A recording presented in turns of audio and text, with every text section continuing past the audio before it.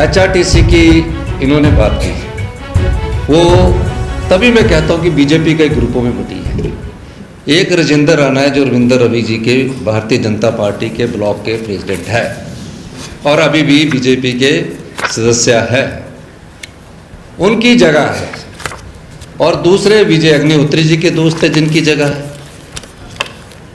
मैं ये चीज़ इसलिए कह रहा हूँ, हाइपोथेटिकल बात करना कि उनसे जगह खरीदी, ये खरीदी, और जो तीसरा इन्होंने बोला जो मेरे ऑफिस में OSD लगा, वो तो था ही नहीं है। अब तहसीलदार जो 2 साल से वहाँ लगा है, जो तहसीलदार 2 साल से वहाँ लगा है, उस तहसीलदार को मैंने कहाँ लगाया, कौन सी कागज़ की जगह की? तो मेरा ये मानना है माननीय अध्यक्ष महोदय, बगैर कागज़ के अगर कोई इन्होंने बात कही है उसको रिकॉर्ड से निकाला जाए, और जब तक कागज़ नहीं आते तब तक इस चर्चा को वेग ही माना जाए। आप कागज़ है नहीं, इसलिए मैं ये भी कहना चाहता हूँ माननीय जयराम ठाकुर जी को यहाँ बैठना बहुत जरूरी है। कुछ कच्चा चिट्ठा उनके कार्यकाल का है, अगर वो बैठेंगे नहीं तो उनको कैसे पता लगेगा कि मैंने क्या किया। अध्यक्ष महोदय, गंभीरता फिर हुई नजर आ रही है, भ्रष्टाचार पर चर्चा हो रही है, काम रोको प्रस्ताव लाया है जयराम ठाकुर जी, फिर एब्सेंट है। क्योंकि जो पहले उनका होना बहुत ज़रूरी है, उनका होना बहुत ज़रूरी इसलिए भी है कि कुछ बातें आपने उनसे संबंधित की है।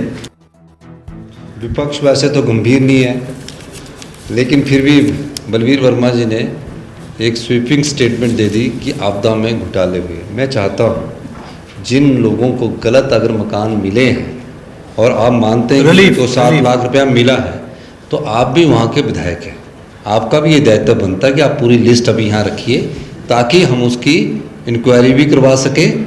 जो जगह है HRTC में, वो तो मेरे पास मैंने वो माननीय सदस्य 2015 का रेट बता रहे हैं।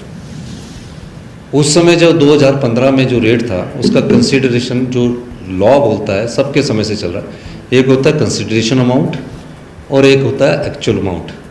तो कंसिडरेशन अमाउंट में जो उन्होंने जगह खरीदी और दोनों की म्यूचुअल अंडरस्टैंडिंग हुई, उसके हिसाब से रजिस्ट्री हुई। उस समय इस जगह की रजिस्ट्री का स्टैंप ड्यूटी 4,75,000 रुपया दी थी, जिसकी बात की 2015 में। उसके बाद ये 80 बीघा के करीब जगह है और जो 6 करोड़ रुपए में खरीदी गई। 2019-20 में जब भारतीय जनता पार्टी की सरकार थी तो सर्कल रेट उसका चेंज हुआ और ये नेशनल हाई से 100 मीटर के दायरे के अंदर आती थी।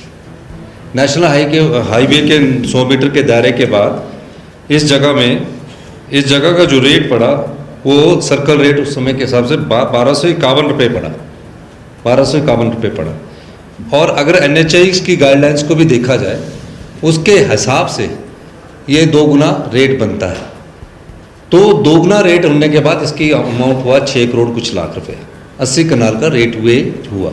ये सिर्फ नेशनल हाईवे के दायरे में आती है और सर्कल रेट है, ये हमारे समय से नहीं है, 2012 से ही ये सर्कल रेट का शुरू हुआ था कि स्टेट हाईवे से इतने डिस्टेंस पे इतनी रेट होगा और नेशनल हाईवे से डिस्टेंस के इतना रेट होगा। तो इस प्रकार की सनसनी फैलाना अच्छी बात नहीं है। मैं चाहूँगा कि कोई भी सदस्य हो वो इसको ठीक ढंग से पढ़कर बोले। और रजिस्ट्री उस समय जो ये अमाउंट बता रहे हैं, उस समय भी उन्होंने स्टैंप ड्यूटी जो उस समय की मार्केट वैल्यू बनती थी, उस समय की मार्केट 4,57,000 रुपया उन्होंने स्टैंप ड्यूटी बनी। तो इस प्रकार का ये जो बात करनी है कि इतने लाख की और इतने करोड़ की बात करनी है।